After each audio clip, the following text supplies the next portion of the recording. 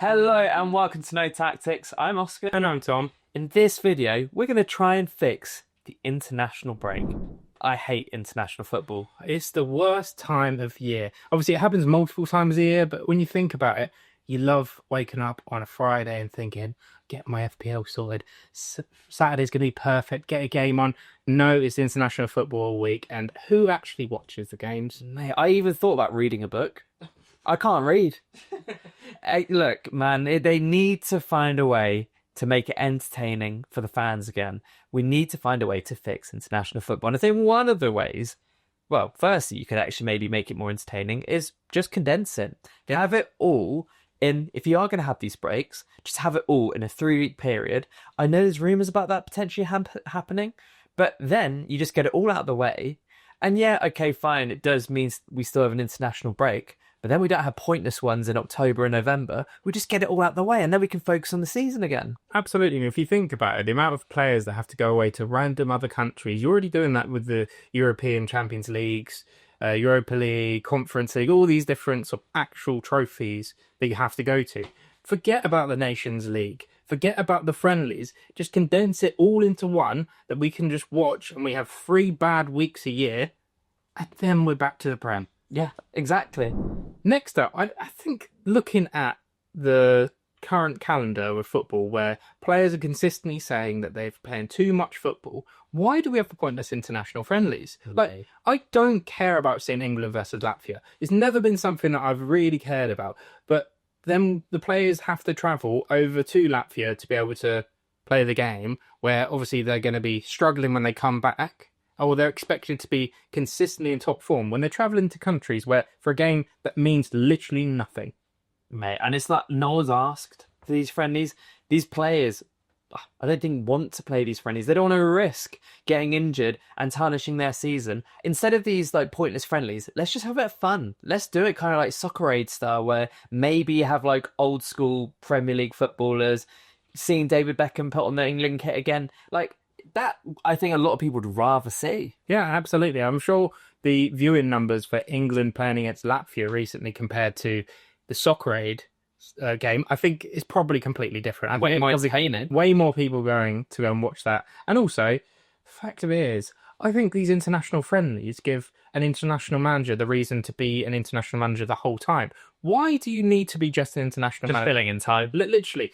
Stay there for the tournaments, be there for the pre-tournament, but this whole in-between time, what are you doing? I know. That's another point, I think, that you need to be able to make sure that an international manager, they should still have a club team. If they've still got a job with a club, they should be able to do that. For example, Thomas Tuchel should be able to come to Man United if he wants to.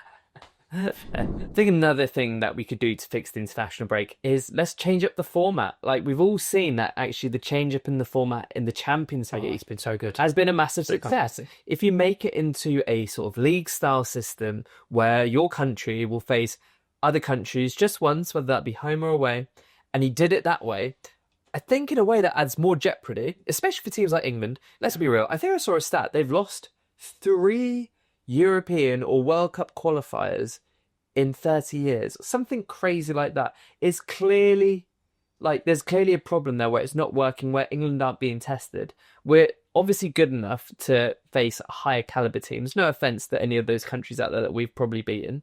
But if you actually had it where one week we're facing the Netherlands away, next week we've got Spain at home, that already makes it more exciting. And it also gives you the chance of when we get into the final, which we have done in the last 2 tournaments. So 2 tournaments in the semi. The thing that I would always think about is up to those points. I know we've had a few games that have been competitive, but there's not really anything on the line. It's never really made any difference. If we have the chance to be able to go against Spain in the friendlies, or if there was some sort of pre-tournament sort of get-ready tournament where it doesn't mean anything, but the warming up of a player, it gives it the benefit at that point. You don't have to have these random games across the season. If you had some sort of Champions League or Six Nations style sort of league that you have pre to the tournament, it's good because then you get to play against the teams that will probably be competing for the actual silverware at the end of it. 100%. And actually, that's a good point you raised there, Tom. Instead of just having, like, I don't know, these pointless friendlies, or Nations League, which, like, we can argue whether that's worked or not. why don't we instead introduce tournaments for certain regions or certain countries, like you kind of already mentioned as well, Six Nations style. Okay, boom. England face Spain, Germany, France, Scotland in a tournament. Whoever wins a trophy. In Scandinavia, they could have their own one. I would love to see Haaland versus the rest of Scandinavia. You know, have these sort of regional, maybe qualifiers, And then tournaments, one, and then it goes to more. Ooh, Amazing. And then that, in a way, that could replace the Nations League because all these nations are facing each other to see who's the best in Europe. That would make it a bit more entertaining. I can that be a bit more different. And if you think about it, Norway never gets into any tournament. So Norway might actually get into a tournament that way because you have your Scandinavian leagues, you have your African league, you have all these different places in the world. Maybe it's just continental. Maybe each continent has their own league that they go against. That's the World Cup, mate. It's not, because continents go against continents. So if you have like the winner of the Asian I see. Asian qualifiers against the winner of the African qualifiers, so you have that, and then at the end you will have, I don't know how many continents are there? Oh, six. Don't know, that might be wrong. Yeah, then at the end you will have a playoff between all of them. No, you might be. Tell you what, Tom, you might be cooking something there. Instead, it might be something a bit crazy. Let's just have a European team versus a South American team. Now that I would pay to see. Is that not the World Cup? No. Having a European team. Literally, I'm going to make the best Europeans. Oh, okay, of all of the... Yes.